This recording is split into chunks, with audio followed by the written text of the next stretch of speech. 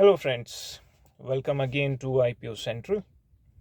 Uh, Today's point of discussion is over the last few days, many people have asked me what are my thoughts about solar sector.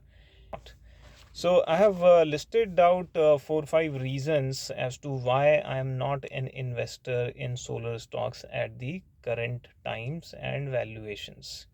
So this video is going to be all about solar sector. This is not specific to a company, but largely to the sector. These are the pain points or the problematic areas that you can imagine which are valid for the entire sector. So number one reason I find which is making it not so good for investment is that there is little too much dependence on the government interference for survival, for growth. So I give you some examples. There are things like ALMM, authorized list of module manufacturers, which the government mandates, and accordingly there are companies through which you can purchase. These are the companies which are authorized for authorized module manufacturers, and they qualify for subsidies on them. Uh, Second example I can give is of uh, think of a basic customs duty. So it was recently reduced to 20% from 40 or 45% this year. Uh, so the customs duty, basic customs duty, is right now at 20%. There are some other duties at play, but the most important one and the biggest duty is 20%.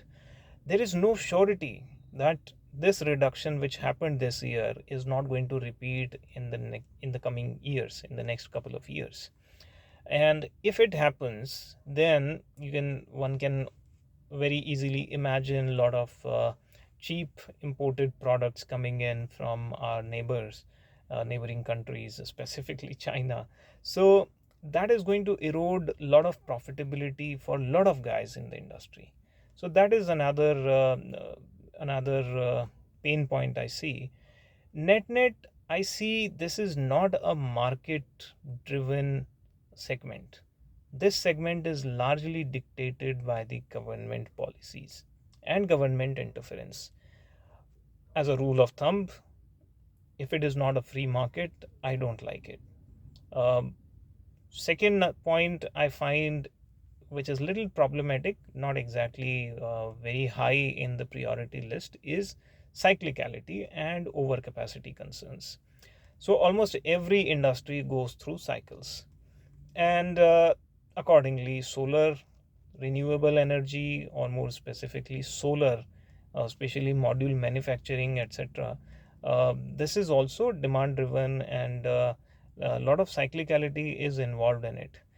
Currently, there is a lot of demand, specifically because the government is pushing it in terms of subsidies by offering subsidies to retail users, and that is forming a very solid base in terms of demand. So that is a net plus, but it also indicates that things can go downhill from here. We have seen in the past these kind of policy level changes uh, encourage a lot of other players, newcomers in the industry, which leads to higher capacity, which eventually bring down the uh, profit levels, profitability of the company, of the market players. So price wars. So these price wars are going to bring down the profitability of the companies, and eventually it leads to a collapse of the price structure in the market. So another cycle repeats.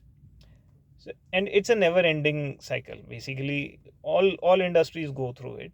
uh, so which is why I'm saying this is not very high in my concern list, but the concern really is that things are looking very good at the moment for solar sector. Little too good actually for my liking.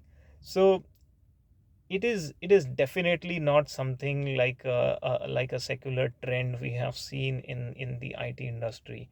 It's not going to continue growing like this for the next 10-15 years without its own intermediate cycles. That's a cause of concern for me. The third important aspect I believe is an area of concern is that there is a lot of import dependence on this in this market. Almost 70 to 80% of input costs are import costs. That's a very high figure. 70 to 80%, very high figure. It leads to two major risks.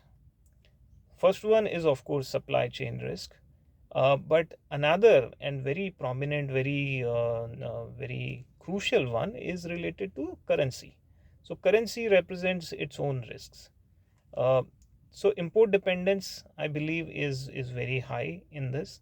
And although the government is pushing for local production, I think it is still local cell production, but I think it is still quite far away. Uh, the next important point, which I find little too difficult to digest, is that all these factors put together, a lot of policy initiative, etc., all of these have been in place for quite some time now, and even after that, the profitability of the market players is not very good. So it doesn't look like the government's push is leading to sustained earnings pickup for the market players.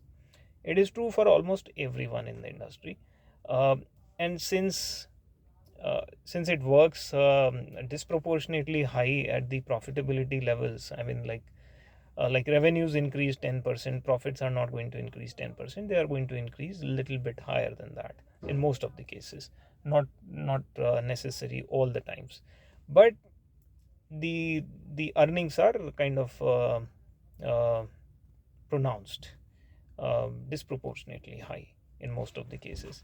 So despite all these policy pushes, if one still struggles, then it raises serious question marks on the longevity of the rally or the positivity that we see around the story.